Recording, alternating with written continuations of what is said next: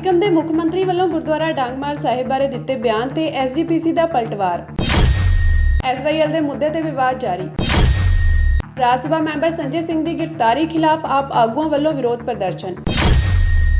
ਸਿੱਕਮ ਦੇ ਮੁੱਖ ਮੰਤਰੀ ਪ੍ਰੇਮ ਸਿੰਘ ਤਮੰਗ ਵੱਲੋਂ ਗੁਰਦੁਆਰਾ ਡਾਂਗਮਾਰ ਸਾਹਿਬ ਦੀ 1 ਇੰਚ ਥਾਂ ਨਾ ਦਿੱਤੇ ਜਾਣ ਦੇ ਬਿਆਨ ਤੇ ਪਲਟਵਾਰ ਕਰਦਿਆਂ ਸ਼੍ਰੋਮਣੀ ਗੁਰਦੁਆਰਾ ਪ੍ਰਬੰਧਕ ਕਮੇਟੀ ਨੇ ਐਲਾਨ ਕੀਤਾ ਹੈ ਕਿ ਗੁਰਦੁਆਰਾ ਸਾਹਿਬ ਦੀ 1 ਇੰਚ ਜ਼ਮੀਨ ਨਹੀਂ ਛੱਡਾਂਗੇ। ਸਿੱਕਮ ਹਾਈ ਕੋਰਟ ਵਿੱਚ ਗੁਰਦੁਆਰਾ ਸਾਹਿਬ ਦੀ ਜ਼ਮੀਨ ਦੇ ਕੇਸ ਦਾ ਫੈਸਲਾ ਰਾਖਵਾਂ ਰੱਖੇ ਹੋਣ ਉਪਰੰਤ ਤਮੰਗ ਵੱਲੋਂ ਗੁਰਦੁਆਰਾ ਸਾਹਿਬ ਦੀ ਜ਼ਮੀਨ ਬਾਰੇ ਆਏ ਬਿਆਨ ਨੂੰ ਕੋਰਟ ਦੀ ਉਲੰਘਣਾ ਕਰਾਰ ਦਿੰਦਿਆਂ ਇੱਥੇ ਚੰਡੀਗੜ੍ਹ ਸਬ ਆਫਿਸ ਵਿੱਚ ਇੱਕ ਪ੍ਰੈਸ ਕਾਨਫਰੰਸ ਵਿੱਚ ਸ਼੍ਰੋਮਣੀ ਕਮੇਟੀ ਦੇ ਜਨਰਲ ਸਕੱਤਰ ਗੁਰਚਰਨ ਸਿੰਘ ਗਰੇਵਾਲ ਤੇ ਐਡਵੋਕੇਟ ਗੁਰਪ੍ਰੀਤ ਸਿੰਘ ਤਲਵੰਡੀ ਨੇ ਕਿਹਾ ਕਿ ਸਿੱਖ ਭਾਈਚਾਰੇ ਨੂੰ ਉਮੀਦ ਸੀ ਕਿ ਫਰਾਕ ਦਿੱਲੀ ਵਿਖਾਉਂਦਿਆਂ ਸਿੱਕਮ ਦੇ ਮੁੱਖ ਮੰਤਰੀ ਵੱਲੋਂ ਗੁਰਦੁਆਰਾ ਡਾਂਗਮਾਰ ਸਾਹਿਬ ਲਈ ਥਾਂ ਛੱਡੇ ਜਾਣ ਦਾ ਐਲਾਨ ਕੀਤਾ ਜਾਵੇਗਾ, ਪਰ ਇਸ ਦੇ ਉਲਟ ਉਹਨਾਂ ਹਾਈ ਕੋਰਟ ਵਿੱਚ ਫੈਸਲਾ ਰਾਖਵਾਂ ਰੱਖੇ ਹੋਣ ਦੇ ਬਾਵਜੂਦ ਕਥਿਤ ਉਲੰਘਣਾਮਈ ਬਿਆਨ ਵਿੱਚ ਜ਼ਮੀਨ ਨਾ ਦਿੱਤੇ ਜਾਣ ਦੀ ਗੱਲ ਕਹਿ ਦਿੱਤੀ। ਗਰੇਵਾਲ ਤੇ ਤਲਵੰਡੀ ਨੇ ਕਿਹਾ ਕਿ ਤਮੰਗ ਨੇ ਸੂਬਾਈ ਰਾਜਨੀਤੀ ਲਈ ਕੌਮਾਂਤਰੀ ਪੱਧਰ ਤੇ ਮੰਨੇ ਜਾਣ ਵਾਲੇ ਸਿੱਖ ਧਰਮ ਦੀ ਕੋਈ ਪਰਵਾਹ ਨਹੀਂ ਕੀਤੀ। ਉਹਨਾਂ ਦੱਸਿਆ ਕਿ ਗੁਰਦੁਆਰਾ ਡਾਂਗਮਾਰ ਸਾਹਿਬ ਭਾਰਤੀ ਫੌਜ ਦੇ ਅਖਤਿਆਰ ਵਾਲੇ ਖੇਤਰ ਵਿੱਚ ਪੈਂਦਾ ਹੈ ਤੇ ਸਾਲ 2017 ਵਿੱਚ ਗੁਰਦੁਆਰਾ ਡਾਂਗਮਾਰ ਸਾਹਿਬ ਤੋਂ ਸ੍ਰੀ ਗੁਰੂ ਗ੍ਰੰਥ ਸਾਹਿਬ ਜੀ ਦਾ ਪ੍ਰਕਾਸ਼ ਹਟਾ ਦਿੱਤਾ ਗਿਆ। ਜਦੋਂ ਸ਼੍ਰੋਮਣੀ ਕਮੇਟੀ ਨੇ ਕੋਰਟ ਕੇਸ ਕੀਤਾ ਤਾਂ ਸਥਿਤੀ ਜਿਉਂ ਦੀ ਤਿਉਂ ਰੱਖ ਦਿੱਤੀ ਗਈ। 5 ਸਤੰਬਰ ਨੂੰ ਹਾਈ ਕੋਰਟ ਨੇ ਫੈਸਲਾ ਰਾਖਵਾਂ ਰੱਖ ਲਿਆ। ਗਰੇਵਾਲ ਤੇ ਤਲਵੰਡੀ ਨੇ ਕਿਹਾ ਕਿ ਸ਼੍ਰੋਮਣੀ ਕਮੇਟੀ ਇਸ ਵਿਸ਼ੇ ਵਿੱਚ ਜੋ ਵੀ ਕਾਨੂੰਨੀ ਚਾਰਾਜੋਈ ਹੋਵੇਗੀ ਜ਼ਰੂਰ ਕਰੇਗੀ, ਪਰ ਗੁਰਦੁਆਰਾ ਸਾਹਿਬ ਦੀ 1 ਇੰਚ ਜ਼ਮੀਨ ਵੀ ਨਹੀਂ ਛੱਡੇਗੀ। ਤੁਹਾਨੂੰ ਯਾਦ ਹੋਣਾ ਜੀ ਸਾਰਿਆਂ ਨੂੰ ਕਿ ਤਕਰੀਬਨ ਮਈ ਦੇ ਮਹੀਨੇ ਸ਼੍ਰੋਮਣੀ ਅਕਾਲੀ ਦਲ ਦਫ਼ਤਰ 'ਚ ਆਪਾਂ ਇੱਕ ਬੜੀ ਡਿਟੇਲ ਪ੍ਰੈਸ ਕਾਨਫਰੰਸ ਕੀਤੀ ਸੀ। ਉੱਥੇ ਖਾਸ ਕਰਕੇ ਜਿਹੜਾ ਕੇਂਦਰ ਦੀ ਸਰਕਾਰ ਦਾ ਧਿਆਨ ਆਪਾਂ ਇੱਧਰ ਨੂੰ ਟਟੋਰਿਆ ਸੀ, ਨਾਲ ਹੀ ਪੂਰੇ ਦੇਸ਼ ਦੇ ਆਵਾਮ ਦਾ, ਕਿ ਜਿਹੜੀ ਆ ਇੱਕ ਛੋਟੀ ਜਿਹੀ ਚੁੱਕ ਸਿਰਫ ਇੱਕ ਵੋਟ ਬੈਂਕ ਪੋਲੀਟਿਕਸ ਤੇ ਇੱਕ ਸੂਬੇ ਦੀ ਛੋਟੀ ਜਿਹੜੀ ਇੱਕ ਆਪਦੀ CM ਦੀ ਇਲੈਕਸ਼ਨ ਜਿੱਤਣ ਲਈ ਇੱਕ ਬਹੁਤ ਵੱਡੇ ਜਿਹੜੇ ਇੰਟਰਨੈਸ਼ਨਲ ਰੈਮੀਫਿਕੇਸ਼ਨਸ ਤੇ ਇਹਦਾ ਜਿਹੜਾ ਰਿਐਕਸ਼ਨ ਹੋ ਸਕਦਾ ਉਹਨੂੰ ਤੁਸੀਂ ਮੱਦੇਨਜ਼ਰ ਰੱਖ ਕੇ ਇਸ 'ਤੇ ਬੜਾ ਗੰਭੀਰਤਾ ਨਾਲ ਸਾਰੇ ਜਿਹੜੇ ਹੈ ਉਹ ਰਲ ਮਿਲ ਕੇ ਇੱਕ ਟੇਬਲ ਟਾਕ ਕਰਕੇ ਇੱਕ ਇਹਦਾ ਸੋਲੂਸ਼ਨ ਕੱਢੋ। ਸਿੱਖ ਪੰਥ ਇਹ ਕਿਸ ਨੂੰ ਦੱਸਣ ਦੀ ਲੋੜ ਨਹੀਂ, ਕਿਸ ਤੋਂ ਸਰਟੀਫਿਕੇਟ ਲੈਣ ਦੀ ਲੋੜ ਨਹੀਂ। ਇੱਕ ਅਮਨ ਸ਼ਾਂਤੀ ਤੇ ਇੱਕ ਬੜੀ ਪ੍ਰੋਗਰੈਸਿਵ ਕਮਿਊਨਿਟੀ ਜਿਹੜੀ ਅਮਨ ਸ਼ਾਂਤੀ ਨੂੰ ਪਸੰਦ ਕਰਨ ਵਾਲੀ ਗੁਰੂ ਗ੍ਰੰਥ ਸਾਹਿਬ ਮਹਾਰਾਜ ਦਾ ਜਿਹੜਾ ਸੰਦੇਸ਼ ਹੈ, ਜਿਨ੍ਹਾਂ ਦੇ ਉੱਤੇ ਪ੍ਰਕਾਸ਼ ਸਾਂਝੀਵਾਲਤਾ ਦਾ, ਮਾਨਸ ਕੀ ਜਾਤ ਸਭੇ ਇੱਕ ਹੈ ਪਹਿਚਾਨ ਬੋਧ ਦੇ ਹਿਸਾਬ ਦੇ ਨਾਲ ਜਿਹੜਾ ਉੱਥੇ ਇੱਕ ਸਰਬ ਧਰਮ ਸਥਲ ਬਣੇ ਹੋਏ ਸੀ। ਜਿਹੜੇ ਮਹਾਰਾਜ ਦੀ ਉੱਥੇ ਬੇਅਦਬੀ ਹੁੰਦੀ ਹੈ ਬਿਨਾਂ ਕੋਈ ਮਰਿਆਦਾ ਅਨੁਸਾਰ, ਬਿਨਾਂ 5 ਪਿਆਰਿਆਂ ਦੀ ਜਿਹੜੀ ਅਗਵਾਈ ਅਨੁਸਾਰ, ਬਿਨਾਂ ਕੋਈ SGPC ਨੂੰ ਜਾਂ ਲੋਕਲ ਬਾਡੀਜ਼ ਨੂੰ ਕੋਈ ਨੋਟਿਸ ਜਾਂ ਕਿਸੇ ਤਰੀਕੇ ਦਾ ਕੋਈ ਜਿਹੜਾ ਹੁੰਦਾ ਹੈ ਵਾਰਨਿੰਗ ਦੇਣ ਦੇ ਜਾਂ ਕੋਈ ਨਾਲ ਰਲਾਉਣ ਦੀ ਥਾਂ ਤੇ ਇੱਕ ਬੜੀ ਜਿਹਨੂੰ ਕਹਿੰਦੇ ਆ ਕਿ ਇੱਕ ਬੇਇੱਜ਼ਤ ਕਰਨ ਵਾਲੇ ਤਰੀਕੇ ਦੇ ਸਿੱਖਾਂ ਦੇ ਮਨ ਨੂੰ ਜਿਨ੍ਹਾਂ ਨੇ ਝੰਜੋੜ ਕੇ ਰੱਖਤਾ ਉਹ ਇਨਸੀਡੈਂਟ ਨੇ। ਇੱਕ ਮਹਾਰਾਜ ਦੇ ਸਰੂਪ ਨਾਲ ਜਿੰਨੇ ਮਹਾਰਾਜ ਦਾ ਜਿਹੜਾ ਹੁੰਦਾ ਜੀ ਰੁਮਾਲਾ ਸਾਹਿਬ ਤੇ ਸਾਰਾ ਉਹ ਮੈਂ ਤੁਹਾਡੇ ਅੱਗੇ ਦੱਸਦਾ ਵੀ ਹੈ। ਐ ਸੜਕ ਦੇ ਉੱਤੇ ਆ ਦੇਖੋ ਰੱਖ ਕੇ ਚਲੇ ਗਏ ਜੀ, ਆਹ ਮਹਾਰਾਜ ਦੇ ਸਰੂਪ ਨੇ। ਗੁਰਦੁਆਰਾ ਚੁੰਗਥਾਂਗ ਸਾਹਿਬ, ਇਹ 2017 ਦੀ ਗੱਲ ਹੈ ਜੀ। ਇਹ ਜਿਹੜੀ ਹੁਣ ਗੁਰਦੁਆਰਾ ਡੋਂਗਮਾਰ ਸਾਹਿਬ ਹੈ ਇਹ ਸਾਰਾ ਆਰਮੀ ਦਾ ਕੰਟਰੋਲਡ ਏਰੀਆ ਜੀ। ਮੈਂ ਐਵੀਡੈਂਸ ਦੇ ਵਿੱਚ ਵੀ ਲਾਇਆ, ਮੈਂ ਉਹਦੇ ਪਿੱਛੇ ਨਹੀਂ ਜਾਣਾ ਚਾਹੁੰਦਾ, ਪਰ ਮੈਂ ਤੁਹਾਨੂੰ ਬਾਅਦ 'ਚ ਕਾਪੀਜ਼ ਦੂੰਗਾ। ਬਹੁਤ ਡਿਟੇਲ 'ਚ ਅਸੀਂ ਦਿਖਾਏ ਸੀ ਕਿ ਗੁਰਦੁਆਰਾ ਸਾਹਿਬ ਜਿਹੜੀ ਅੱਜ ਦੀ ਬਿਲਡਿੰਗ ਹੈ ਉਹਦੇ ਵਿੱਚ ਪੱਥਰ ਲੱਗਿਆ ਬਕਾਇਦਾ ਲੋਕਲ MLA ਦਾ ਇਨੈਗੋਰੇਸ਼ਨ ਦਾ। 15 ਦੇ ਵਿੱਚੋਂ ਜਿਹੜੇ 13 ਮੈਕਸਿਮਮ ਡੋਨੇਸ਼ਨ ਵਾਲੇ ਸੀ ਉਹ ਲੋਕਲ ਤਿੱਬਤ ਲਾਮਾ ਦੇ ਅੱਡ ਜਿਹੜੀਆਂ ਧਰਮਸ਼ਾਲਾ ਹੁੰਦੀਆਂ ਉਹਨਾਂ ਦੇ ਹੈੱਡ ਸੀ, ਜਿਨ੍ਹਾਂ ਨੇ ਖੁਦ ਪੈਸੇ ਦੇ ਕੇ ਉੱਥੇ ਇਮਾਰਤ ਬਣਾਈ। ਹੁਣ ਇੱਕ ਉੱਥੇ ਨੈਰੇਟਿਵ ਸੈੱਟ ਕੀਤਾ ਜਾ ਰਿਹਾ ਹੈ ਸਿਰਫ ਇੱਕ ਆਪਦੀ ਸੂਬੇ ਦੀ ਪੱਧਰ ਪੋਲੀਟਿਕਸ ਨੂੰ ਮੁੱਖ ਰੱਖਦਿਆਂ। ਇੱਕ ਬੜਾ ਹਾਸੋਣਾ ਬਿਆਨ ਜਿਹੜੇ ਆਪਣੇ CM ਨੇ ਪ੍ਰੇਮ ਨਗਰ ਜੀ ਉਹਨਾਂ ਨੇ ਦਿੱਤਾ ਹੈ। ਉੱਥੇ ਹੈ ਤਾਂ ਵੈਸੇ ਇਹ ਤਿੱਬਤਨ 'ਚ ਹੈ ਪਰ ਇੱਥੇ ਬਹੁਤ ਸਾਫ਼ ਸ਼ਬਦਾਂ 'ਚ ਗੁਰੂ ਡੋਂਗਮਾਰ ਲੇਕ ਬਾਰੇ ਇਹ ਦੱਸ ਕੇ ਕਹਿ ਰਹੇ ਨੇ ਕਿ 1 ਇੰਚ ਵੀ ਥਾਂ ਨਹੀਂ ਛੱਡਾਂਗੇ ਤਾਂ ਸਾਡੀ ਥਾਂ ਜਿਹੜੀ ਹੁਣ ਮੈਂ ਤੁਹਾਡੇ ਅੱਗੇ ਪੇਸ਼ ਵੀ ਕਰਦਾ ਜੀ। ਬਿਆਨ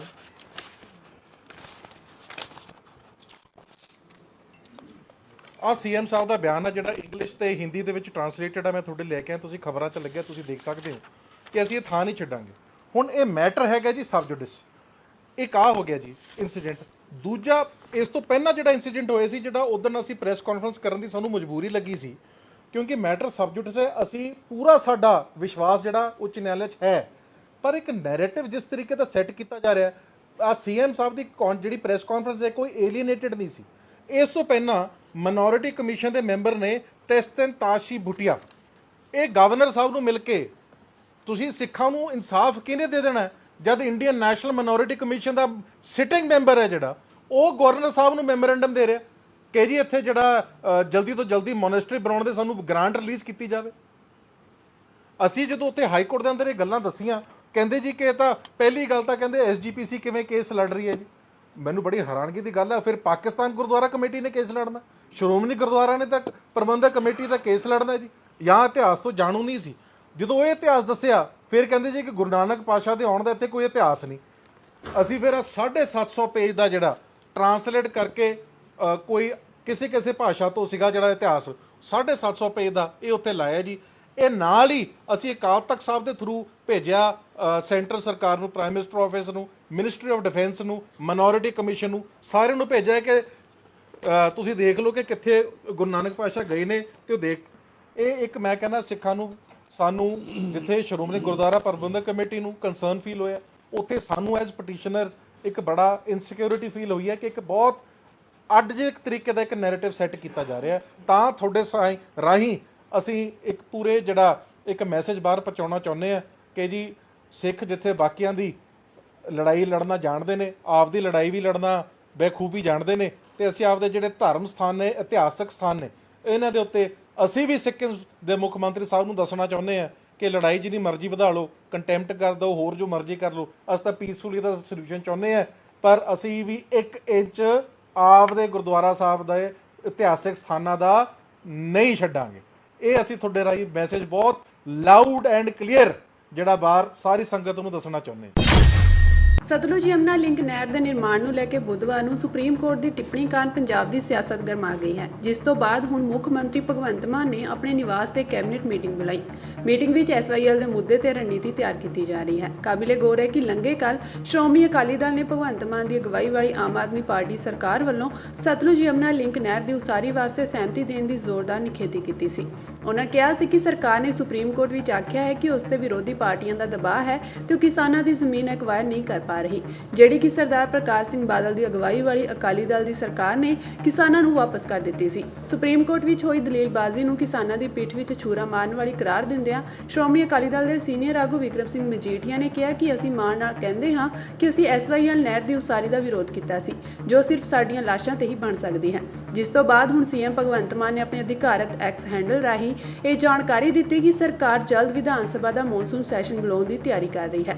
ਇਸੇ ਮੀਟਿੰਗ ਵਿੱਚ ਪੰਜਾਬ ਦੇ ਨਵੇਂ ਏਜੀ ਦੇ ਨਾਮ ਨੂੰ ਵੀ ਕੈਬਨਿਟ ਵੱਲੋਂ ਪ੍ਰਵਾਨਗੀ ਦੇ ਦਿੱਤੀ ਗਈ ਹੈ। ਦੱਸਣਯੋਗ ਹੈ ਕਿ ਸੀਨੀਅਰ ਐਡਵੋਕੇਟ ਗੁਰਮਿੰਦਰ ਸਿੰਘ ਗੈਰੀ ਦੇ ਨਾਮ ਨੂੰ ਨਵੇਂ ਏਜੀ ਵੱਲੋਂ ਪ੍ਰਵਾਨਗੀ ਦੇ ਦਿੱਤੀ ਗਈ ਹੈ। ਉੱਥੇ ਹੀ ਆਪ ਦੇ ਮੁੱਖ ਬੁਲਾਰੇ ਮਾਲਵਿੰਦਰ ਸਿੰਘ ਕੰਗ ਨੇ ਕਿਹਾ ਕਿ ਪੰਜਾਬ ਵਿੱਚ ਪਾਣੀਆਂ ਦੀ ਸਥਿਤੀ ਹੁਣ 50 ਸਾਲ ਪਹਿਲਾਂ ਵਰਗੀ ਨਹੀਂ ਰਹੀ। ਅੱਜ ਪੰਜਾਬ ਖੁਦ ਪਾਣੀ ਦੀ ਸਮੱਸਿਆ ਨਾਲ ਜੂਝ ਰਿਹਾ ਹੈ। ਹਾਲ ਹੀ ਵਿੱਚ ਉੱਤਰੀ ਜ਼ੋਨ ਕੌਂਸਲ ਦੀ ਮੀਟਿੰਗ ਵਿੱਚ ਮੁੱਖ ਮੰਤਰੀ ਨੇ ਇਹ ਵੀ ਕਿਹਾ ਸੀ ਕਿ ਪੰਜਾਬ ਹੋਰ ਰਾਜਾਂ ਨੂੰ ਵਾਧੂ ਪਾਣੀ ਨਹੀਂ ਦੇ ਸਕਦਾ। ਸੁਪਰੀਮ ਕੋਰਟ ਦੀ ਟਿੱਪਣੀ ਤੋਂ ਬਾਅਦ ਆਮ ਆਦਮੀ ਪਾਰਟੀ ਨੇ ਇਸ ਮਾਮਲੇ ਤੇ ਆਪਣੀ ਪ੍ਰਤੀਕਿਰਿਆ ਦਿੰਦੇ ਹੋਏ ਕਿਹਾ ਕਿ ਐਸਵਾਈਐਲ ਤੇ ਪੰਜਾਬ ਸਰਕਾਰ ਦਾ ਸਟੈਂਡ ਸਪਸ਼ਟ ਹੈ ਅਤੇ ਪੰਜਾਬ ਹੋਰ ਸੂਬਿਆਂ ਨੂੰ ਵਾਧੂ ਪਾਣੀ ਦੀ ਇੱਕ ਬੂੰਦ ਵੀ ਦੇਣ ਦੀ ਸਥਿਤੀ ਵਿੱਚ ਨਹੀਂ ਹੈ। ਇਸ ਮਾਮਲੇ ਵਿੱਚ ਪੰਜਾਬ ਭਾਜਪਾ ਦੇ ਪ੍ਰਧਾਨ ਸੁਨੀਲ ਜਾਖੜ ਨੇ ਕਿਹਾ ਕਿ ਪੰਜਾਬ ਕੋਲ ਕਿਸੇ ਨੂੰ ਦੇਣ ਲਈ ਪਾਣੀ ਦੀ ਇੱਕ ਬੂੰਦ ਵੀ ਨਹੀਂ ਹੈ। ਕਾਂਗਰਸ ਦੇ ਸੀਨੀਅਰ ਆਗੂ ਅਤੇ ਵਿਰੋਧੀ ਧਿਰ ਦੇ ਨੇਤਾ ਪ੍ਰਤਾਪ ਬਾਜਵਾ ਨੇ ਕਿਹਾ ਕਿ ਮੁੱਖ ਮੰਤਰੀ ਭਗਵੰਤ ਮਾਨ ਨੂੰ ਇਸ ਗੰਭੀਰ ਮੁੱਦੇ ਬਾਰੇ ਤੁਰੰਤ ਸਰਬ ਪਾਰਟੀ ਮੀਟਿੰਗ ਬੁਲਾਉਣੀ ਚਾਹੀਦੀ ਹੈ। ਬਾਜਵਾ ਨੇ ਕਿਹਾ ਕਿ ਇਸ ਏਜੰਡੇ ਤੇ ਵਿਧਾਨ ਸਭਾ ਦਾ ਵਿਸ਼ੇਸ਼ ਸੈਸ਼ਨ ਬੁਲਾਇਆ ਜਾਣਾ ਚਾਹੀਦਾ ਹੈ ਤਾਂ ਜੋ ਅਗਲੀ ਰਣਨੀਤੀ ਤੈਅ ਕੀਤੀ ਜਾ ਸਕੇ। ਕਿ ਕੱਲ ਜੋ ਕੁਝ ਸੁਪਰੀਮ ਕੋਰਟ 'ਚ ਹੋਇਆ, ਮੈਂ ਪੰਜਾਬੀਆਂ ਨੂੰ ਇਹ ਬੇਨਤੀ ਕਰਨਾ ਚਾਹੁੰਦਾ ਕਿ ਤੁਸੀਂ ਹੈਰਾਨ ਪਰੇਸ਼ਾਨ ਨਾ ਹੋਇਓ। ਇਹ ਇੱਕ ਸਿਨਿਸਟਰ ਡਿਜ਼ਾਈਨ ਹੈ। ਇਹ ਬੜੇ ਯੋਜਨਾਬੰਦ ਤਰੀਕੇ ਨਾਲ ਪੰਜਾਬ ਦੇ ਕੇਸ ਨੂੰ ਆਨਰੇਬਲ ਸੁਪਰੀਮ ਕੋਰਟ 'ਚ ਕਮਜ਼ੋਰ ਕੀਤਾ ਜਾ ਰਿਹਾ। ਇਸੇ ਲਈ ਮੈਂ ਸਵੇਰੇ ਫੋਰਵਾਰਨ ਕੀਤਾ ਸੀ ਪੰਜਾਬੀਆਂ ਨੂੰ ਕਿ ਅੱਜ ਕੱਲ ਦੀ ਤਾਰੀਖ ਤੇ ਮੈਂ ਕਿਹਾ ਸੀਗਾ 4 ਤਾਰੀਖ ਨੂੰ ਕਿ ਪੰਜਾਬ ਦਾ ਐਡਵੋਕੇਟ ਜਨਰਲ ਨੂੰ ਰਿਮੂਵ ਕਰਤਾ ਗਿਆ, ਉਹਦਾ ਅਸਤੀਫਾ ਲੈ ਲਿਆ ਗਿਆ। ਹੁਣ ਤੁਸੀਂ ਦੇਖੋ, ਜਿਸ ਦਿਨ ਸੁਪਰੀਮ ਕੋਰਟ ਦੀ ਤਾਰੀਖ ਹੋਵੇ ਉਸ ਦਿਨ ਏਜੀ ਅਫਸਰ ਆਫਿਸ 'ਚ ਕਿਸੇ ਤਰੀਕੇ ਦਾ ਵੀ ਭੰਬਲ ਪੂਸਾ ਜਾਂ ਕਿਸੇ ਤਰੀਕੇ ਦਾ ਵੀ ਆਪਸ 'ਚ ਇਹ ਕਿ ਯਾਰ ਮੇਰਾ ਤਾਂ ਕੰਮ ਨਿਬੜ ਗਿਆ, ਮੈਂ ਤਾਂ ਇਹ ਤਾਂ ਰਿਜ਼ਾਈਨ ਹੋ ਗਿਆ, ਨਵਾਂ ਆਇਆ ਨਹੀਂ, ਇਹ ਜਾਣਬੁੱਝ ਕੇ ਕੀਤਾ ਗਿਆ। ਇਹਨੂੰ ਐਵੇਂ ਨਾ ਸਮਝ ਲਿਓ ਕਿ ਇਹ ਕਿਤੇ ਐਵੇਂ ਹੋ ਗਿਆ ਕਿ ਕੋਈ ਤਗੜਾ ਵਕੀਲ ਹੀ ਨਾ ਹੋਵੇ ਜਿਹੜਾ ਪੰਜਾਬ ਦਾ ਉੱਥੇ ਸਹੀ ਤਰੀਕੇ ਨਾਲ ਪੱਖ ਪੇਸ਼ ਕਰ ਸਕੇ। ਔਰ ਅਖੀਰ 'ਚ ਇਹ ਕਹਿਤਾ ਜਾਊਗਾ ਪੰਜਾਬੀਆਂ ਨੂੰ ਕਿ ਅਸੀਂ ਕੀ ਕਰ ਸਕਦੇ ਹਾਂ ਜੀ, ਇਹ ਤਾਂ ਮਾਨਯੋਗ ਅਦਾਲਤ ਦਾ ਫੈਸਲਾ। ਇਹ ਮਾਨਯੋਗ ਅਦਾਲਤ ਦਾ ਫੈਸਲਾ ਨਹੀਂ, ਇਹ ਕੇਜਰੀਵਾਲ ਸਾਹਿਬ ਨਾਲ ਜਿਹੜਾ ਫਿਕਸਡ ਮੈਚ ਚੱਲ ਰਿਹਾ, ਇਹ ਉਸ ਦਾ ਨਤੀਜਾ ਨਿਕਲ ਰਿਹਾ ਕਿ ਪੰਜਾਬ ਦੀ ਵਾਸਤੇ, ਪੰਜਾਬ ਦੀ ਤਰੀਕ, ਪੰਜਾਬ ਦੀ ਆਉਣ ਵਾਲੀ ਪੀੜ੍ਹੀ ਵਾਸਤੇ ਕਿ ਕੱਲ ਤੋਂ ਜ਼ਰੂਰੀ ਕੋਈ ਕੇਸ ਸੀ। ਖੇਤੀ ਪ੍ਰਧਾਨ ਸੂਬਾ, ਪਾਣੀ ਪੰਜਾਬ ਦਾ ਪਹਿਲਾਂ ਵੀ ਕਾਂਗਰਸ ਪਾਰਟੀ ਦੇ ਗਲਤ ਫੈਸਲਿਆਂ ਨਾਲ, ਇੰਦਰਾ ਗਾਂਧੀ ਦੇ ਗਲਤ ਫੈਸਲਿਆਂ ਕਰਕੇ ਪੰਜਾਬ ਦੇ ਪਹਿਲਾਂ ਹੱਕ ਤੇ ਡਾਕੇ ਮਾਰੇ ਗਏ। ਕਪੂਰੀ ਮੋਰਚਾ ਲੋਕ ਭੁੱਲੇ ਨਹੀਂ। ਔਰ ਅੱਜ ਜਦ ਸੁਪਰੀਮ ਕੋਰਟ 'ਚ ਏਡੀ ਇੰਪੋਰਟੈਂਟ ਬਹਿਸ ਹੋਵੇ, ਉੱਥੇ ਤੁਸੀਂ ਸਰੈਂਡਰ ਕਰ ਦਿਓ ਜਾ ਕੇ। ਕਾਉਂਸਲ ਸਾਹਿਬ ਕਹਿੰਦੇ ਕੀ ਆ, ਇੱਕ ਤਰੀਕੇ ਦਾ ਮੰਨ ਗਏ ਕਿ ਅਸੀਂ ਤਾਂ SYL ਬਣਾ ਕੇ ਰਾਜੀ ਆ। ਆਪ ਦੀ ਸਰਕਾਰ ਕਹਿੰਦੀ counsel appearing for Punjab expresses his predicament citing pressure from the opposition parties and the acquirement of land by the farmers। ਕੀ ਸਾਨੂੰ ਕੋਈ ਪ੍ਰੋਬਲਮ ਨਹੀਂ, ਇਹਦਾ ਮਹਿਨਾ ਤੁਸੀਂ ਕੱਢ ਲਓ ਕਿ ਸਾਨੂੰ ਕੋਈ ਪ੍ਰੋਬਲਮ ਨਹੀਂ। ਆਪੋਜੀਸ਼ਨ ਪਾਰਟੀਆਂ ਰੌਲਾ ਪਾ ਰਹੀਆਂ ਨੇ, ਨਹੀਂ ਤਾਂ ਅਸੀਂ ਤਾਂ ਇਹ ਐਕੁਇਜ਼ੀਸ਼ਨ ਕਰਨ ਨੂੰ ਤਿਆਰ ਬੈਠੇ ਹਾਂ। ਔਰ ਮੈਂ ਇਹ ਦੱਸ ਵੀ ਦਵਾਂ ਕਿਉਂ, ਇਹਦਾ ਪਿਛੋਕੜ ਕੀ ਹੈ। ਇਹਦਾ ਪਿਛੋਕੜ ਆ ਸੁਸ਼ੀਲ ਗੁਪਤਾ ਜੀ ਇੱਥੇ ਖੜੇ ਆ। ਜਿਹੜਾ ਸੁਸ਼ੀਲ ਗੁਪਤੇ ਦੀ, ਉਹ ਸੁਣਾਈ ਮੇਰਾ ਵੀਰ ਵੀਡੀਓ। ਸੁਸ਼ੀਲ ਗੁਪਤਾ, ਇਹ सुशील गुप्ता साहब चोजन सरकार में आ गई है। पंजाब के अंदर हमारी सरकार आ गई है 2024 में, हरियाणा के अंदर हमारी सरकार आ रही है 2025 में। हरियाणा के हर खेत के डोले पे पानी पहुंचेंगे, ये हमारा वायदा नहीं है, गारंटी है। ये गारंटी दिंदे है। और who Sushil Gupta hand pick chosen Rajya Sabha के member parliament by Arvind Kejriwal. So जो गल वो जाके पंजाब चो बाहर या किथे भी वो कह रहे हैं, वो केजरीवाल साहब के बिहाफ ते कह रहे हैं। और वड्डी गल वेखो, जे भगवंत मान जी तुसी इन्हां नाल सहमत नहीं ते कदे वो बयान दिखा दिओ अपना, जदों तुसी केजरीवाल नूं कहा कि उहनूं पार्टी तो बाहर दा रस्ता विखाओ। जे आ इहनूं पार्टी तो डिसमिस करो, ਤੁਸੀਂ ਤਾਂ ਇੱਕ ਵਾਰੀ ਨਹੀਂ ਅਨੇਕਾਂ ਵਾਰੀ ਇਹਦੇ ਨਾਲ ਸਟੇਜ ਸਾਂਝੀ ਕਰਦੇ ਹੋ। ਆ ਮੈਂ ਇੱਕ ਫੋਟੋ, ਆ ਦੂਜੀ, ਆ ਹੁਣ ਲੇਟੈਸਟ ਫੋਟੋ, ਜਦੋਂ ਇਹ ਹਰਿਆਣੇ ਗਏ ਆ ਉਦੋਂ ਵੀ ਸਟੇਜ ਸਾਂਝੀ ਕੀਤੀ ਔਰ ਗੱਪਾਂ ਵੀ ਇੱਕ ਦੂਜੇ ਦੇ ਨਾਲ ਹੀ ਕਿ ਭਾਊ ਫਿਕਰ ਨਾ ਕਰੀ ਗੁਪਤਾ ਜੀ, ਜੋ ਕਹੇਗਾ ਉਹ ਦੇਵਾਂਗੇ ਪੰਜਾਬ ਤੋਂ, ਤੁਸੀਂ ਤਗੜੇ ਹੋ ਕੇ ਹਰਿਆਣੇ 'ਚ ਸਰਕਾਰ ਬਣਾਓ। ਆ ਤੀਜੀ ਫੋਟੋ, मतलब तुसी ये तो डिस्टेंस भी नहीं करके राजी आपदा। थोड़ी जेड़ा अंदर खाते थोड़ी सैटिंग चल रही है, बच्चा बच्चा समझदा। उन्हें केजरीवाल साहब की वीडियो तुसी सुनिया, मैं फिर सुना दिया एक बारी।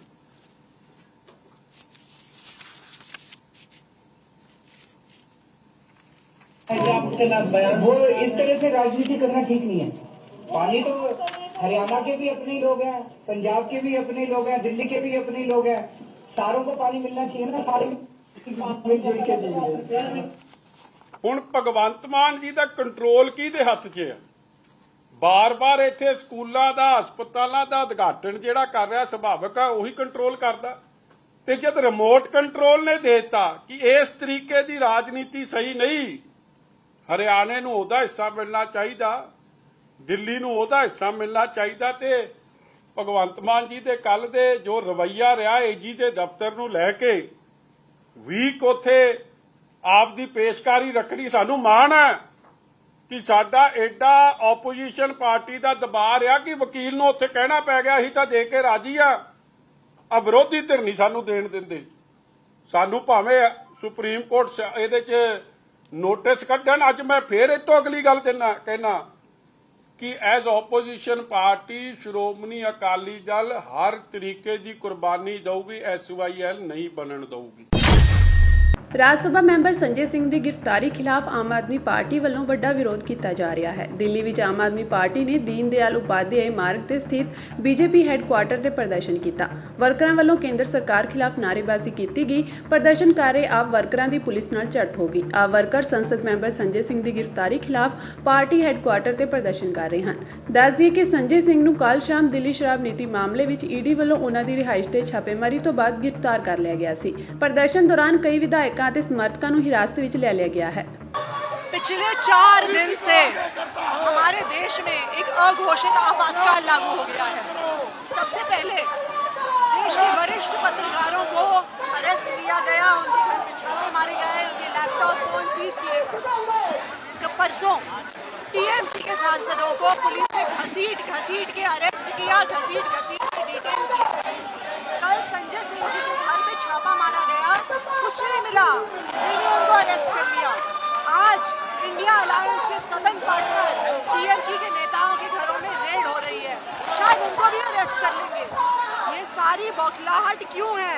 क्योंकि भारतीय जनता पार्टी को पता है कि वो इंडिया अलायंस के सामने लोकसभा का चुनाव हार रही है और अब ईडी, सीबीआई और दिल्ली पुलिस के भरोसे से वो चुनाव जीतने की कोशिश कर रही है। मैम, अब आपको ही पार्टी बनाया जा रहा है, अब कहा कि लाभार्थी आम आदमी पार्टी हुई है, कैसे देख रहे हैं आप? बना दें, आम आदमी पार्टी के सारे नेताओं को जेल भेज दें, ममता बनर्जी को भी जेल भेजना चाहते हैं, वो अरविंद केजरीवाल को जेल भेजना चाहते हैं, वो शरद पवार को जेल भेजना चाहते हैं, वो तेजस्वी यादव को जेल भेजना चाहते हैं। लेकिन भारतीय जनता पार्टी इंडिया जितने भी नेताओं को जेल भेज दे, फिर भी चुनाव जीतने वाले नहीं है। आम आदमी पार्टी ने क्रांतिकारी नेता संजय सिंह ਨੂੰ ਕੱਲ ਬਿਨਾਂ ਸਬੂਤਾਂ ਦੇ ਈਡੀਆਈ ਨੇ ਗ੍ਰਿਫਤਾਰ ਕੀਤਾ ਹੈ। ਹੁਣ ਮਾਮਲਾ ਕੱਲਾ ਸੰਜय ਸਿੰਘ ਦੀ ਗ੍ਰਿਫਤਾਰੀ ਦਾ ਨਹੀਂ, ਇਸ ਦੇਸ਼ ਵਿੱਚ ਸੰਵਿਧਾਨ ਦਾ ਹਰ ਦਿਨ ਗਲਾ ਘੋਟਿਆ ਜਾ ਰਿਹਾ ਹੈ ਤੇ ਅਸੀਂ ਕੇਂਦਰ ਸਰਕਾਰ ਨੂੰ ਨਰਿੰਦਰ ਮੋਦੀ ਨੂੰ ਕਹਿੰਦੇ ਕਿ ਅਸੀਂ ਤੁਹਾਡੀ ਤਾਨਾਸ਼ਾਹੀ ਅੱਗੇ ਝੁਕਣ ਵਾਲੇ ਨਹੀਂ। ਆਮ ਆਦਮੀ ਪਾਰਟੀ ਕੱਟੜ ਇਮਾਨਦਾਰ ਪਾਰਟੀ ਹੈ, ਇਹਨਾਂ ਨੂੰ ਪਤਾ ਲੱਗ ਗਿਆ 2024 ਦੇਸ਼ ਦੀ ਜਨਤਾ ਇਹਨਾਂ ਦੀ ਤਾਨਾਸ਼ਾਹੀ ਤੋਂ ਕੀ ਪਈ ਹੈ, ਇਹਨਾਂ ਦੀ ਛੁੱਟੀ ਕਰਨ ਵਾਲੀ ਹੈ ਕਿ ਅਸੀਂ ਇਸ ਤਾਨਾਸ਼ਾਹੀ ਅੱਗੇ ਝੁਕਾਂਗੇ ਨਹੀਂ। ਜਿੰਨੀ ਮਰਜ਼ੀ ਤਸ਼ੱਦਦ ਕਰ ਲੈ, पूरे देश की जगह जाग चुकी है। 2024 के दिन छुट्टी तय होगी। इस देश के अंदर लोकतंत्र को खत्म किया जा रहा है।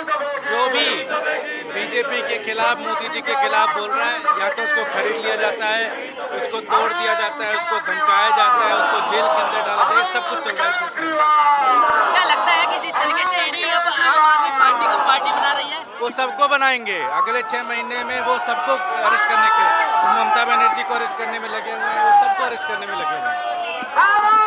क्या मांग है आप लोगों की कल संजय सिंह की सर, गिरफ्तारी? हमारी ये मांग है, जिस तरह से मोदी सरकार सरासर गुंडागर्दी और तानाशाही कर रही है, जो कि 10 घंटे ईडी ने क्या कहते हैं माननीय संजय सिंह जी के घर पे उन्होंने क्या कहते तलाशी करी, तलाशी के बावजूद उनको कुछ नहीं मिला।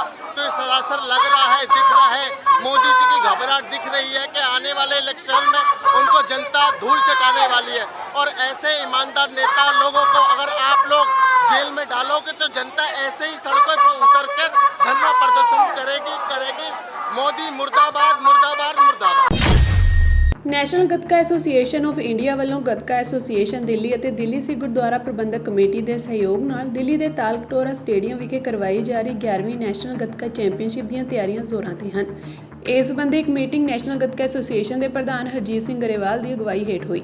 ਇਸ ਮੀਟਿੰਗ ਦੌਰਾਨ ਤਾਲਕਟੋਰਾ ਸਟੇਡੀਅਮ ਵਿੱਚ ਹੋਣ ਵਾਲੇ ਨੈਸ਼ਨਲ ਟੂਰਨਾਮੈਂਟ ਦੀਆਂ ਤਿਆਰੀਆਂ ਸੰਬੰਧੀ ਲੇਖਾ ਜੋਖਾ ਕੀਤਾ ਗਿਆ ਅਤੇ ਵੱਖ-ਵੱਖ ਬਣਾਈਆਂ ਗਈਆਂ ਕਮੇਟੀਆਂ ਦੇ ਮੈਂਬਰਾਂ ਨੂੰ ਉਹਨਾਂ ਦੀਆਂ ਡਿਊਟੀਆਂ ਸੰਬੰਧੀ ਗਿਆਤ ਕੀਤਾ ਗਿਆ। ਉਹਨਾਂ ਦੱਸਿਆ ਕਿ ਇਸ 2 ਰੋਜ਼ਾ ਨੈਸ਼ਨਲ ਚੈਂਪੀਅਨਸ਼ਿਪ ਵਿੱਚ ਘੱਟੋ-ਘੱਟ 18 ਰਾਜਾਂ ਤੋਂ ਲੜਕੇ ਤੇ ਲੜਕੀਆਂ ਦੀਆਂ ਵੱਖ-ਵੱਖ ਉਮਰ ਵਰਗ ਦੀਆਂ ਟੀਮਾਂ ਭਾਗ ਲੈਣਗੀਆਂ। ਉਹਨਾਂ ਦੱਸਿਆ ਕਿ ਮੁੰਡੇ ਅਤੇ ਕੁੜੀਆਂ ਦੀ ਰਿਹਾਇਸ਼ ਦਾ ਵੱਖੋ-ਵੱਖਰਾ ਪ੍ਰਬੰਧ ਹੋਵੇਗਾ ਤੇ ਲੰਗਰ ਦਾ ਖੁੱਲ੍ਹਾ ਪ੍ਰਬੰਧ ਕੀਤਾ ਗਿਆ ਹੈ। ਰੈਫਰੀਆਂ ਅਤੇ ਜੱਜਮੈਂਟ ਟੀਮਾਂ ਦੇ ਰਹਿਣ ਲਈ ਵੱਖਰਾ ਪ੍ਰਬੰਧ ਹੋਵੇਗਾ। ਉਹਨਾਂ ਸਮੂਹ ਰਾਜਾਂ ਦੇ ਗੱਤਕਾ ਖਿਡਾਰੀਆਂ ਤੇ ਖਿਡਾਰਨਾਂ ਨੂੰ ਆਖਿਆ ਕਿ ਉਹ ਆਪੋ ਆਪਣੇ ਰਾਜਾਂ ਦੀ ਪ੍ਰਵਾਨਿਤ ਖੇਡ ਕਿੱਟ ਵਿੱਚ ਹੀ ਸ਼ਾਮਿਲ ਹੋਣ। ਮੁੱਖ ਮੰਤਰੀ ਭਗਵੰਤ ਮਾਨ ਵੱਲੋਂ ਸ਼੍ਰੋਮਣੀ ਗੁਰਦੁਆਰਾ ਪ੍ਰਬੰਧਕ ਕਮੇਟੀ ਚੋਣਾਂ ਨੂੰ ਲੈ ਕੇ ਕੀਤੇ ਗਏ ਟਵੀਟ ਤੋਂ ਬਾਅਦ ਪੰਜਾਬ ਦੀ ਸਿਆਸਤ ਵਿੱਚ ਹਲਚਲ ਸ਼ੁਰੂ ਹੋ ਗਈ ਹੈ। ਅੱਜ ਹੋਈ ਕੈਬਨਿਟ ਮੀਟਿੰਗ ਵਿੱਚ ਐਸਜੀਪੀਸੀ ਚੋਣਾਂ ਸੰਬੰਧੀ ਵੀ ਚਰਚਾ ਹੋਈ, ਪਰ ਜੇਕਰ ਤੱਥਾਂ ਤੇ ਨਜ਼ਰ ਮਾਰੀਏ ਤਾਂ ਸਾਰੀਆਂ ਕੋਸ਼ਿਸ਼ਾਂ ਦੇ ਬਾਵਜੂਦ ਜੂਨ 2024 ਤੋਂ ਪਹਿਲਾਂ ਸ਼੍ਰੋਮਣੀ ਕਮੇਟੀ ਚੋਣਾਂ ਕਰਵਾਉਣੀਆਂ ਸੰਭਵ ਨਹੀਂ ਹਨ। ਜਾਣਕਾਰੀ ਅਨੁਸਾਰ ਸ਼੍ਰੋਮਣੀ ਕਮੇਟੀ ਚੋਣਾਂ ਲਈ ਵੋਟਰ ਸੂਚੀ ਤਿਆਰ ਕਰਨ ਦਾ ਕੰਮ 21 ਅਕਤੂਬਰ ਤੋਂ ਸ਼ੁਰੂ ਹੋ ਜਾਵੇਗਾ। ਫਿਲਹਾਲ ਕਿਸੇ ਨੇ ਵੀ ਇਸ ਬਾਰੇ ਕੋਈ ਟਿੱਪਣੀ ਨਹੀਂ ਕੀਤੀ ਕਿ ਚੋਣਾਂ ਕਦੋਂ ਕਰਵਾਈਆਂ ਜਾ ਸਕਦੀਆਂ ਹਨ ਜਾਂ ਕਦੋਂ ਕਰਵਾਈਆਂ ਜਾਣਗੀਆਂ, ਪਰ ਦੇਖਣਾ ਹੋਵੇਗਾ ਕਿ 2024 ਵਿੱਚ ਸੰਸਦੀ ਚੋਣਾਂ ਵੀ ਹੋਣ ਜਾ ਰਹੀਆਂ ਹਨ ਅਤੇ ਇਸ ਵੇਲੇ ਸਭ ਤੋਂ ਵੱਧ ਤਰਜੀਹ ਸੰਸਦੀ ਚੋਣਾਂ ਨੂੰ ਹੀ ਹੋਵੇਗੀ। ਇਸ ਦੇ ਨਾਲ ਹੀ ਨਗਰ ਕੌਂਸਲ ਅਤੇ ਨਗਰ ਨਿਗਮ ਚੋਣਾਂ ਵੀ ਲੰਮੇ ਸਮੇਂ ਤੋਂ ਲਟਕ ਰਹੀਆਂ ਹਨ, ਜਿਸ ਨੂੰ ਆਉਣ ਵਾਲੇ ਸਮੇਂ ਵਿੱਚ ਪੂਰਾ ਕਰਨਾ ਜ਼ਰੂਰੀ ਹੈ। ਦੱਸ ਦਈਏ ਕਿ ਸ਼੍ਰੋਮਣੀ ਕਮੇਟੀ ਚੋਣਾਂ ਨੂੰ 12 ਸਾਲ ਬੀਤ ਚੁੱਕੇ ਹਨ। ਇਸ ਤੋਂ ਪਹਿਲਾਂ 2021 ਵਿੱਚ ਸ਼੍ਰੋਮਣੀ ਕਮੇਟੀ ਦੀਆਂ ਚੋਣਾਂ ਹੋਈਆਂ ਸਨ, ਜਿਸ ਵਿੱਚ 52 ਲੱਖ ਤੋਂ ਵੱਧ ਯੋਗ ਵੋਟਰਾਂ ਨੇ ਭਾਗ ਲਿਆ। ਉਦੋਂ ਤੋਂ ਲੈ ਕੇ ਹੁਣ ਤੱਕ 2011 ਵਿੱਚ ਚੁਣੀ ਗਈ ਇਹੀ ਸੰਸਥਾ ਸਰਬਸੰਮਤੀ ਨਾਲ ਪ੍ਰਧਾਨ ਦੀ ਚੋਣ ਕਰਦੀ ਆ ਰਹੀ ਹੈ। ਵੋਟਰ ਸੂਚੀ ਨੂੰ ਬਦਲਣ ਅਤੇ 12 ਸਾਲ ਬਾਅਦ ਵੋਟਰਾਂ ਦੀ ਰਜਿਸਟ੍ਰੇਸ਼ਨ ਕਰਨ ਦੀ ਪ੍ਰਕਿਰਿਆ ਸਮਾਂ ਲੈਣ ਵਾਲੀ ਹੋਵੇਗੀ। ਸ਼੍ਰੋਮਣੀ ਕਮੇਟੀ ਚੋਣਾਂ ਵਿੱਚ ਹਰਿਆਣਾ ਦੇ ਸਿੱਖਾਂ ਦੀ ਭੂਮਿਕਾ ਬਾਰੇ ਸਪਸ਼ਟਤਾ ਦੀ ਘਾਟ ਵੀ ਅੜਿੱਕਾ ਬਣੇਗੀ। ਅੰਮ੍ਰਿਤਸਰ ਦੇ ਡੀਸੀ ਅਮਿਤ ਤਲਵਾੜ ਨੇ ਕਿਹਾ ਕਿ ਜਦੋਂ ਵੀ ਸੂਬਾ ਸਰਕਾਰ ਤੋਂ ਅਧਿਕਾਰੀ ਸੂਚਨਾ ਮਿਲੇਗੀ ਤਾਂ ਵੋਟਰਾਂ ਦੀ ਰਜਿਸਟ੍ਰੇਸ਼ਨ ਦੀ ਪ੍ਰਕਿਰਿਆ ਸ਼ੁਰੂ ਕਰ ਦਿੱਤੀ ਜਾਵੇਗੀ। ਸਾਨੂੰ ਸੂਚੀ ਤਿਆਰ ਕਰਨ ਜਾਂ ਮੌਜੂਦਾ ਵੋਟਰ ਸੂਚੀ ਨੂੰ ਅਪਡੇਟ ਕਰਨ ਵਿੱਚ 45 ਦਿਨ ਲੱਗਣਗੇ। ਇਸ ਤੋਂ ਬਾਅਦ ਚੋਣਾਂ ਕਰਵਾਈਆਂ ਜਾ ਸਕਦੀਆਂ ਹਨ। ਇਸ ਦੌਰਾਨ ਸ਼੍ਰੋਮਣੀ ਕਮੇਟੀ ਮੈਂਬਰ ਕਿਰਨਜੋਤ ਕੌਰ ਨੇ ਕਿਹਾ ਕਿ ਮੁੱਖ ਮੰਤਰੀ ਭਗਵੰਤ ਮਾਨ ਅਤੇ ਸੂਬਾ ਪ੍ਰਸ਼ਾਸਨ ਸਿੱਖ ਚੋਣ ਪ੍ਰਕਿਰਿਆ ਤੋਂ ਅਣਜਾਣ ਹੈ। ਸ਼੍ਰੋਮਣੀ ਕਮੇਟੀ ਚੋਣਾਂ ਲਈ ਯੋਗ ਵੋਟਰਾਂ ਦੀ ਰਜਿਸਟ੍ਰੇਸ਼ਨ ਦੀ ਪ੍ਰਕਿਰਿਆ ਨਵੇਂ ਸਿਰੇ ਤੋਂ ਸ਼ੁਰੂ ਕੀਤੀ ਜਾਣੀ ਹੈ। ਇਸੇ ਦੌਰਾਨ 25 ਮਈ ਨੂੰ ਐਸਜੀਪੀਸੀ ਚੋਣ ਕਮਿਸ਼ਨ ਦੇ ਚੀਫ ਕਮਿਸ਼ਨਰ ਜਸਟਿਸ ਐਸਐਸ ਸਾਰੋ ਨੇ ਪੰਜਾਬ ਦੇ ਮੁੱਖ ਸਕੱਤਰ, ਵਧੀਕ ਮੁੱਖ ਸਕੱਤਰ ਅਤੇ ਸਾਰੇ ਡਿਪਟੀ ਕਮਿਸ਼ਨਰਾਂ ਨੂੰ ਨਵੀਆਂ ਸ਼੍ਰੋਮਣੀ ਕਮੇਟੀ ਚੋਣਾਂ ਲਈ ਵੋਟਰ ਸੂਚੀਆਂ ਤਿਆਰ ਕਰਨ ਲਈ ਪੱਤਰ ਲਿਖਿਆ ਸੀ। ਇਸ ਸਾਲ 15 ਸਤੰਬਰ ਤੋਂ 2 ਅਕਤੂਬਰ ਤੱਕ ਪੰਜਾਬ, ਹਰਿਆਣਾ, ਰਾਜਸਥਾਨ, ਮੱਧ ਪ੍ਰਦੇਸ਼, ਉੱਤਰ ਪ੍ਰਦੇਸ਼ ਅਤੇ ਦਿੱਲੀ ਵਿੱਚ ਪਰਾਲੀ ਸਾੜਨ ਦੀਆਂ 682 ਘਟਨਾਵਾਂ ਸਾਹਮਣੇ ਆਈਆਂ ਹਨ। ਇਹ ਆંકੜਾ 2021 ਅਤੇ 22 ਲਈ 633 ਦੇ ਸੰਯੁਕਤ ਆંકੜੇ ਤੋਂ ਵੱਧ ਹੈ। ਕ੍ਰੇਮਸ ਅਨੁਸਾਰ ਉੱਤਰੀ ਭਾਰਤ ਤੋਂ ਦੱਖਣ ਪੱਛਮੀ ਮੌਨਸੂਨ ਦੀ ਵਾਪਸੀ ਅਤੇ ਸਮੇਂ ਤੋਂ ਪਹਿਲਾਂ ਫਸਲ ਦੀ ਕਟਾਈ ਕਾਰਨ 6 ਸੂਬਿਆਂ ਵਿੱਚ ਪਰਾਲੀ ਸਾੜਨ ਦੀਆਂ ਘਟਨਾਵਾਂ ਵਿੱਚ ਵਾਧਾ ਹੋਇਆ ਹੈ। ਇਸ ਤੋਂ ਪਹਿਲਾਂ ਦਿੱਲੀ ਸਰਕਾਰ ਵੱਲੋਂ ਪ੍ਰਦੂਸ਼ਣ ਨੂੰ ਕੰਟਰੋਲ ਕਰਨ ਲਈ ਐਕਸ਼ਨ ਪਲਾਨ ਜਾਰੀ ਕੀਤਾ ਗਿਆ ਸੀ। ਇਸ ਦੇ ਨਾਲ ਹੀ ਪੰਜਾਬ ਸਰਕਾਰ ਨੇ ਇਹ ਵੀ ਭਰੋਸਾ ਦਿੱਤਾ ਸੀ ਕਿ ਉਹ 2022 ਦੇ ਮੁਕਾਬਲੇ ਇਸ ਸਾਲ ਪਰਾਲੀ ਸਾੜਨ ਦੀਆਂ ਘਟਨਾਵਾਂ ਵਿੱਚ ਕਰੀਬ 50% ਦੀ ਕਮੀ ਲਿਆਵੇਗੀ। ਇਸ ਰਾਹੀਂ ਸੂਬੇ ਦੇ 6 ਜ਼ਿਲ੍ਹਿਆਂ ਤੇ ਫੋਕਸ ਕੀਤਾ ਜਾਵੇਗਾ। ਇਸ ਸਾਲ ਪੰਜਾਬ ਵਿੱਚ ਪਰਾਲੀ ਸਾੜਨ ਦੇ ਮਾਮਲਿਆਂ ਵਿੱਚ 456 ਘਟਨਾਵਾਂ ਦੇ ਨਾਲ 65% ਦੀ ਵਾਧਾ ਹੋਇਆ ਹੈ।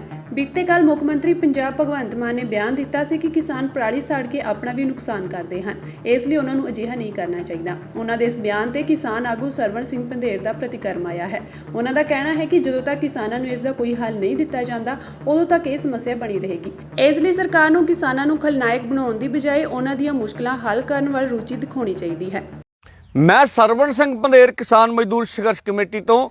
ਕੱਲ ਮਾਨਯੋਗ ਮੁੱਖ ਮੰਤਰੀ ਦਾ ਬਿਆਨ ਆਇਆ ਵੀ ਕਿਸਾਨ ਪਰਾਲੀ ਨੂੰ ਅੱਗ ਨਾ ਲਾਉਣ, ਇਹਦੇ ਨਾਲ ਪ੍ਰਦੂਸ਼ਣ ਹੁੰਦਾ ਵਾ। ਇਹ ਸਹੀ ਗੱਲ ਆ। ਅਸੀਂ ਵੀ ਕਿਸਾਨਾਂ ਨੂੰ ਅਪੀਲ ਕਰਦੇ ਹਾਂ ਪਰਾਲੀ ਨੂੰ ਅੱਗ ਨਾ ਲਾਈ ਜਾਵੇ, ਇਹਦੇ ਨਾਲ ਪ੍ਰਦੂਸ਼ਣ ਹੁੰਦਾ ਵਾ। ਪਰ ਮੈਨੂੰ ਲੱਗਦਾ ਵੀ ਸਾਡੀ ਅਪੀਲ ਨਾਲ ਕੀ ਕਿਸਾਨਾਂ ਦਾ ਮਸਲਾ ਹੱਲ ਹੋ ਜਾਊਗਾ, ਕਿਉਂਕਿ ਜਿੰਨਾ ਚਿਰ ਪਰਾਲੀ ਨੂੰ ਜ਼ਮੀਨ ਹੇਠ ਡਿਸਪੋਜ਼ ਕਰਨ ਲਈ ਕੋਈ ਯੋਗ ਹੱਲ, ਸਹੀ ਹੱਲ ਨਹੀਂ ਦਿੱਤਾ ਜਾਂਦਾ, ਮਸਲੇ ਦਾ ਹੱਲ ਨਹੀਂ ਹੋਣਾ।